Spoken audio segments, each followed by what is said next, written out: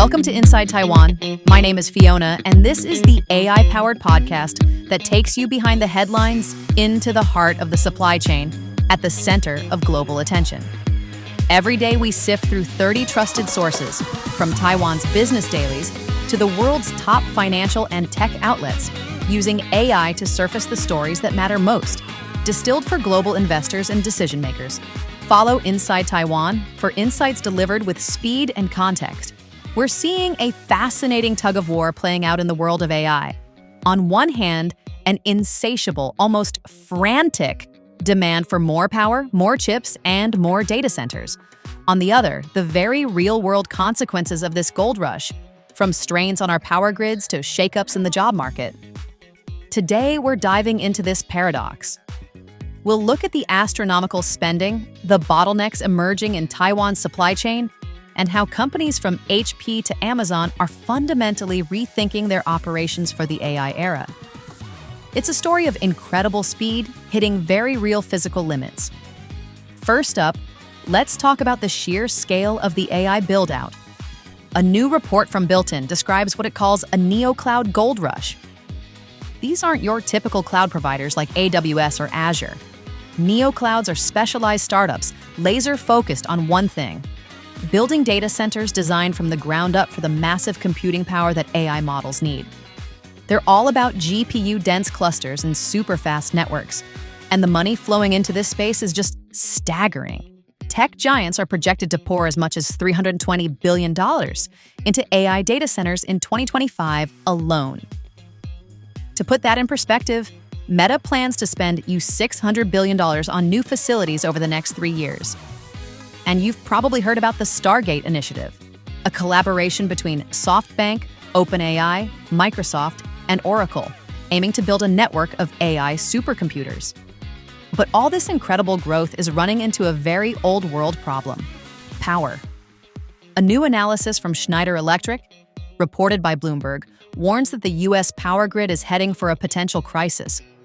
For 2 decades, power demand in the U.S. was basically flat. Now, with the AI boom, it's surging. The report predicts a crunch point around 2028, just 3 years from now, where available supply may no longer meet demand without dipping into emergency reserves. It's like building the world's fastest race cars, but forgetting to build enough gas stations or even pave all the roads. This power crunch is the first major bottleneck for the AI revolution, and it's a reality check on the limitless ambitions of big tech. And of course, at the heart of this gold rush and feeling the pressure of its own bottlenecks is Taiwan. The relentless demand for AI chips is putting immense pressure on every link in the supply chain, and we're seeing it firsthand here in Taiwan. Take Grand Process Technology Corp, or GPTC. You might not have heard of them, but they are a critical player. They supply the advanced wet processing equipment used in what's called CoWoS advanced packaging. Let's break that down. Think of CoWoS like building a high-tech skyscraper for chips. Instead of just placing one chip on a circuit board, you're stacking different chips, like processors and memory, right on top of each other. This proximity allows them to communicate at lightning speed, which is exactly what AI applications need. GPTC makes some of the specialized construction tools for these chip skyscrapers. According to a report, demand is so white-hot that GPTC says it can only fulfill about half of its customer orders through the first half of next year. Their factories are running at full capacity, and Vice President Travis Liang told investors he sees no signs of an AI bubble. The numbers back him up. In the first 10 months of this year, GPTC's revenue shot up 53% year-on-year to over $155 million.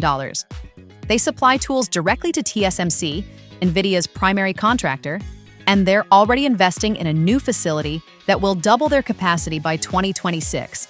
This is a perfect ground-level snapshot of how global AI demand is supercharging and straining Taiwan's ecosystem. This incredible demand is creating a superstar tech sector. But is it a rising tide that lifts all boats? Back in Taipei, some industry leaders are asking important questions about balance.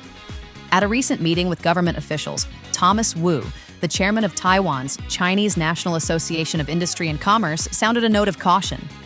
While praising the record performance of AI hardware exporters, he warned that the AI boom can't sustain the entire economy indefinitely. As reported in the media, he noted that while the AI-driven export boom has statisticians considering raising Taiwan's 2025 GDP growth forecast to an impressive 5 or 6%, it's the traditional industries that still employ the majority of workers. Wu called for policies to support a more balanced industrial structure, ensuring the whole economy benefits, not just the high-tech sector. Interestingly, we're seeing a government response that touches on this very idea of broadening Taiwan's industrial base. President Lai Ching-te just announced a new $40 billion supplementary defense budget called the Shield of Taiwan. Now you might wonder what a defense budget has to do with the supply chain. Well, this isn't just about military hardware. According to Commonwealth Magazine English website, the 8-year plan is designed to inject $400 billion of industrial output and create over 90,000 jobs. The spending is concentrated in 5 key tech areas: drones, aerospace, naval vessels, robotic dogs, and satellites. The Ministry of Economic Affairs has been clear. The goal is to build a domestic supply chain with a Taiwan-first priority, strengthening local machinery, steel, and shipbuilding sectors. This feels like a strategic industrial policy in disguise, using national security as a catalyst to diversify Taiwan's high-tech manufacturing base beyond semiconductors. It's an answer to both geopolitical realities and the economic imbalance that leaders like Thomas Wu are flagging. As Taiwan navigates these economic shifts, the global tech giants are making their own strategic moves, which are reshaping workforces and competitive dynamics. HP just announced it plans to cut between 4,000 and 6,000 jobs by 2028. But this isn't just a cost-cutting measure. HP plans to reinvest the expected $1 billion in annual savings directly into AI tools and automation across its operations, from product development to customer support. It's a textbook example of AI's dual nature. It's not just for creating new products, it's also a powerful tool for streamlining how a company runs. This brings us to the biggest strategic question in the AI space right now: the showdown between the established champion, NVIDIA, and the rising challengers, namely the cloud giants themselves.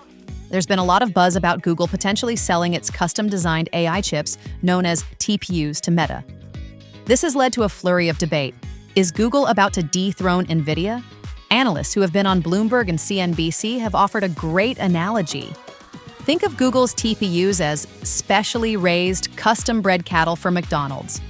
Because McDonald's sells billions of burgers, it makes sense for them to have their own specialized supply. But that doesn't mean every steakhouse and local butcher will stop buying the standard, high-quality beef that's widely available. NVIDIA's GPUs are that standard beef. They are general-purpose, programmable, and compatible across all clouds. And critically, NVIDIA has a massive developer ecosystem built around its CUDA software, something that's very hard to replicate. So while Google, Amazon, and Microsoft will increasingly use their own custom chips for their massive internal workloads to save costs, NVIDIA is expected to continue dominating the broader market. As one analyst put it, we're in a Giga cycle, a massive expansion of the market. The pie is growing so big, there's plenty of room for multiple winners. And this is where Amazon's strategy, as explained by their own executives, provides a fascinating contrast. In a recent interview with Commonwealth Magazine, AWS Taiwan's general manager, Robert Wang, explained that Amazon isn't playing the winner-take-all game.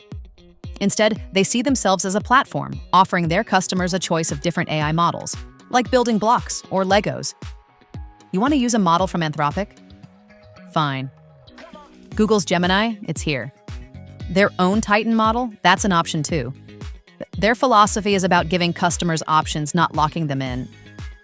Wang says Amazon is comfortable being misunderstood for a long time.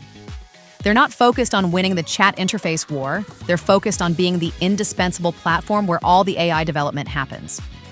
Instead of building a single fortress, they're building the entire city. So as we watch this AI gigacycle unfold, we see these fascinating tensions everywhere. Explosive demand straining physical limits like our power grids and supply chains, incredible wealth creation in tech, balanced against the need for a stable, diverse economy and a managed transition for the workforce, and a strategic battle between building a closed ecosystem versus an open platform. The big question isn't just who wins the chip race, but how we, as a global community, manage the profound ripple effects on our infrastructure, our economies, and our jobs. It's a story we'll be following closely. Thanks for tuning in. This has been Inside Taiwan. Don't forget to subscribe to the AI-powered podcast, bringing you the stories and signals shaping the world's most valuable supply chain.